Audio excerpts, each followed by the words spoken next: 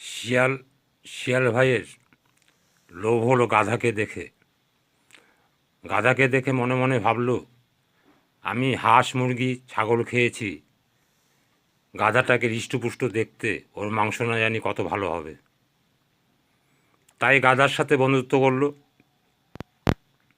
বন্ধুত্ব করে বলছে, গাধা ভাই যাবে নাকি? বলছে কোথায়? বলছে আখ খেতে। বলছে গেলে হয়। বলছে আমি তো আখ নোয়াতে পারবো না, তুমি নুইয়ে দেবে, আমি শুয়ে শুয়ে খাবো। শিয়াল বলছে।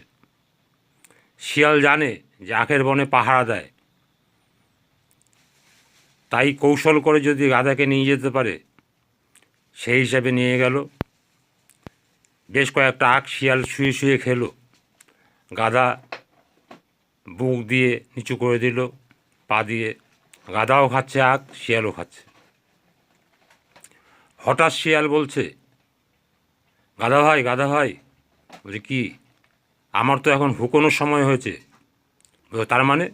বলছে আমি টাইমে টাইমে হুকোই না, হুক্কা হুয়া করে ডাকি, হুকোনোর সময় হয়েছে। গাধা ভাই বলছে, খবরদার তুমি হুকিও না, হুকুলে পর পাহারাদারে এসে আমাকে ধরে ফেলবে, আমাকে মারবে, আমি সহ্য করতে পারবো না, তাই তুমি হুকিও না।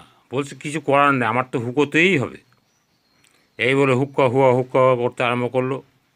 আখের বনের লোক ভাবলো যে এই যে শিয়াল পড়েছে রে, শিয়াল বোধহয় আখ খেয়ে নিল।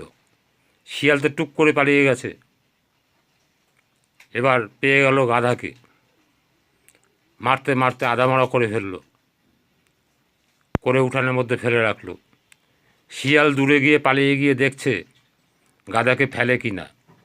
অনেক সময় অপেক্ষা করলো, কিন্তু গাধাকে ফেলতে দেখলো না। তারপর শিয়াল মনের দুঃখে চলে আসলো। গাধাকে অনেক পরে গিয়ে নদীর ধারে ফেলে দিল। এইভাবে গাধা আখ খেতে গিয়ে কষ্ট পেল। শিয়াল তার লোভ পূরণ করতে পারল না। তাই এমন বন্ধুত্ব হলো যে কৌশলপূর্ণ বন্ধু, এরকম বন্ধু থাকা যেতে না থাকা ভালো।